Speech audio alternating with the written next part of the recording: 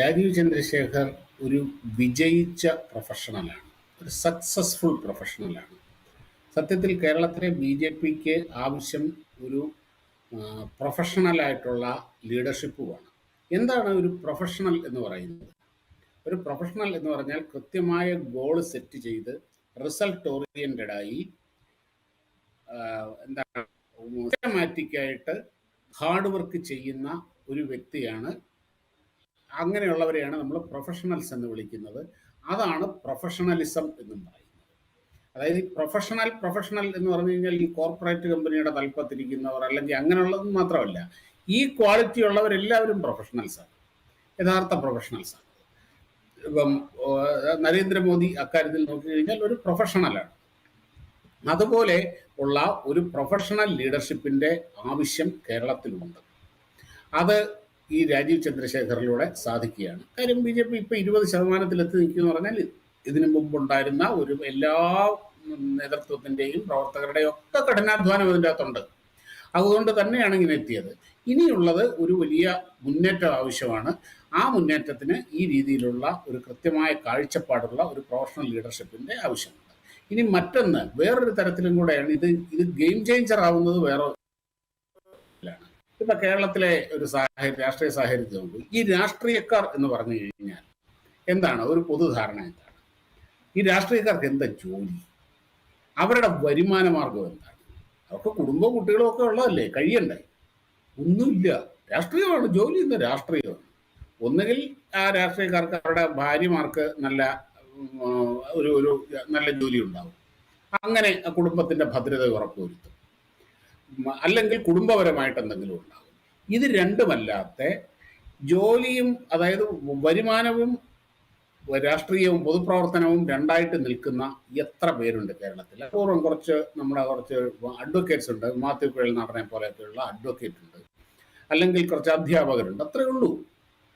അപ്പം അവിടെ അതുകൊണ്ട് തന്നെ ഇപ്പൊ കുറേ കാലമായിട്ട് നമ്മൾ നോക്കൂ, നമ്മുടെ യങ് ജനറേഷന്റെ മുമ്പിൽ അവരെടുത്ത് ഈ രാഷ്ട്രീയക്കാർ എന്ന് പറഞ്ഞ ഇച്ഛമാണ്. എന്താണ് അവരുടെ ഒരു പൊതുധാരണ? എന്താണ് അവരുടെ നല്ല ഒരു ജനറൽ ആയിട്ടുള്ള ഒരു ധാരണ? എന്തോ ഈ രാഷ്ട്രീയക്കാരെല്ലാം കള്ളന്മാരാണ്, അവർ വേറൊരു പണിയും ചെയ്യാതെ നമ്മളെ ഊറ്റി നമ്മളെ ചൂഷണം ചെയ്ത് ചവിട്ടി വിധിച്ച് അവർ അവരുടെ കാര്യം നോക്കി ജീവിക്കുന്ന അഴിമതിക്കാരും ആ രീതിയിലാണ് പൊതുവെയുള്ള രാഷ്ട്രീയക്കാരെ പറ്റിയുള്ള പൊതുവെയുള്ളൊരു ഇമേജ് എന്ന് പറയുന്നത്. അവിടെയാണ് ഈ രാജീവ് ചന്ദ്രശേഖറിൻ്റെ വരവ് ഒരു വലിയ മാറ്റം, ഒരു വലിയ സന്ദേശം കൊടുക്കുന്നത്.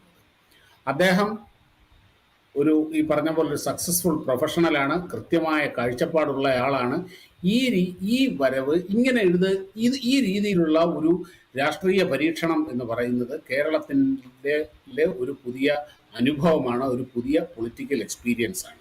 അത് തന്നെ ഒരു വലിയ ഗെയിം ചേഞ്ചർ ആകാൻ വലിയ സാധ്യതയുണ്ട്. അതുപോലെ തന്നെ അദ്ദേഹത്തിൻ്റെ ആ പ്രസംഗങ്ങളും അദ്ദേഹത്തിൻ്റെ കാര്യങ്ങളും നോക്കും. അതായത് പൊതുവെ എന്താണ് രാഷ്ട്രീയക്കാർ ചെയ്യുന്നത് അറിഞ്ഞില്ല. പൊതുവെ നമ്മുടെ ഒരു സിസ്റ്റം ആരുടെ കുറ്റമല്ല, അങ്ങനെ ആയിപ്പോയതാണ്. എതിരാളികളെ കുറ്റം പറയുക, അവർ കേരളത്തിനെ നശിപ്പിച്ചു, അല്ലെങ്കിൽ അവരുടെ പിടിപ്പേട് കൊണ്ട് ഇതെല്ലാം തകർന്നു, ഇത് പറയുന്നതല്ലാതെ ഒരു സൊല്യൂഷൻ, ഒരു കൺവിൻസിങ് ആയിട്ടുള്ള സൊല്യൂഷൻ മുമ്പോട്ട് വെക്കാൻ ആർക്കെങ്കിലും കഴിഞ്ഞിട്ടുണ്ടോ? പൊതുവേ ഇല്ല. നമ്മുടെ ഒരു രാഷ്ട്രീയത്തിന്റെ സ്വഭാവമാണ് അത് അങ്ങനെ ആയിപ്പോയി. എന്നാൽ രാജീവ് ചന്ദ്രശേഖറിന്റെ ആദ്യ തുടക്കത്തിൽ തന്നെ നോക്കൂ, എത്ര കൃത്യമായിട്ട് അദ്ദേഹത്തിൻ്റെ വളരെ സ്പെസിഫിക് ആണ്, ഷാർപ്പാണ്. നമ്മുടെ പ്രശ്നങ്ങൾക്കുള്ള പരിഹാരങ്ങൾ, കേരളം നേരിടുന്ന പ്രശ്നങ്ങൾക്കുള്ള പരിഹാരങ്ങൾ അദ്ദേഹത്തിൻ്റെ കയ്യിലുണ്ട്. അദ്ദേഹം കൂടെ ചെയ്തു കഴിഞ്ഞാൽ, അത് കൺവിൻസിങ് ആവുകയും ചെയ്തു കഴിഞ്ഞാൽ, അദ്ദേഹത്തിൻ്റെ ഒരു പ്രൊഫഷണൽ ട്രാക്ക് റെക്കോർഡ്, ആ കാഴ്ചപ്പാട്, ഇതെല്ലാം ഈ പറഞ്ഞതുപോലെ കേരള രാഷ്ട്രീയത്തിൽ ഇതൊരു വലിയ ഗെയിം ചേഞ്ചർ ആകും, ഒരു സംശയവും വേണ്ട. അതാണ് ഇനി നമ്മുടെ വരുംകാല ദിനങ്ങൾ കാണാൻ പോകുന്ന ഒരു വലിയ സംഭവമായിരിക്കും. ഈ ഘടകങ്ങളെല്ലാം ചേർന്നാണ് ശരിക്കും ഈ രാജീവ് ചന്ദ്രശേഖർ എന്ന ചോയ്സിലേക്ക് കേന്ദ്ര നേതൃത്വത്തെ എത്തിച്ചിരിക്കുന്നത്. പിന്നെ താങ്കളിവിടെ പറഞ്ഞ ഈ ഗ്രൂപ്പ് സമവാക്യങ്ങൾ, അതിൻ്റെ അതൊന്നും വലിയ കാര്യമൊന്നുമല്ല. ഒരു കാര്യമുണ്ട്, ഇപ്പം ബി.ജെ.പി എന്ന് പറയുന്ന ഒരു കേഡർ പാർട്ടി എന്ന് പറയുന്നതോടൊപ്പം അതൊരു ബഹുജന പ്രസ്ഥാനം കൂടിയാണ്. എല്ലാവരും, അതായത് വളരെ താഴ്ന്ന നിലയിൽ നിന്ന് കഠിനാധ്വാനം ചെയ്ത് വളർന്നു വന്ന വലിയ ഒരു ഗാലക്സി ഓഫ് ലീഡേഴ്സ് ഇതിനകത്തുണ്ട്. എല്ലാവരും നല്ല കാലിബർ ഉള്ളവരും കഴിവുള്ളവരും ഒക്കെ തന്നെയാണ്.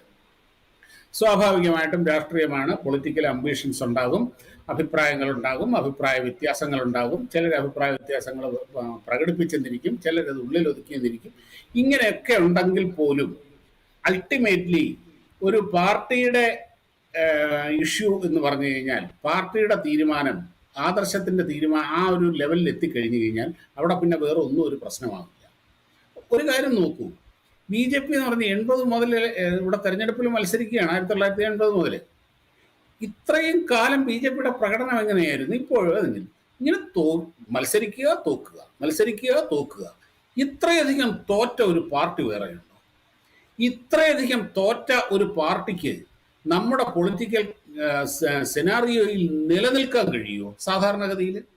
സാധാരണഗതിയിൽ പറ്റുമോ? 2-3 ഇലക്ഷന് തോറ്റു കഴിഞ്ഞാൽ പിന്നെ ആ പാർട്ടി ഇല്ല. പക്ഷേ തോറ്റു വളരുന്ന ഒരു പാർട്ടിയാണ് ബി ജെ പി. എന്തുകൊണ്ടാണത്? അത് ആ പാർട്ടിയുടെ ഐഡിയോളജിയുടെ കരുത്താണ്. അവരുടെ കമ്മിറ്റ്മെന്റ്, അതിന്റെ പ്രവർത്തകർക്കും നേതാക്കൾക്കും കമ്മിറ്റ്മെന്റ് എന്ന് പറയുന്ന ഐഡിയോളജിയാണ്. ഇലക്ഷൻ വരും, തോറ്റു കഴിഞ്ഞു, പക്ഷെ നമ്മൾ നമ്മുടെ ജോലി തുടരുക. നമുക്കൊരു ഗോളുണ്ട്, ഒരു ലക്ഷ്യമുണ്ട്. അത് എന്നാണ് എപ്പോഴാണോ എന്നുള്ളത് അറിയില്ല. ഈ രീതിയിലുള്ള ഒരു പൊളിറ്റിക്കൽ കൾച്ചറാണ് ബി ജെ പിക്കുള്ളത്.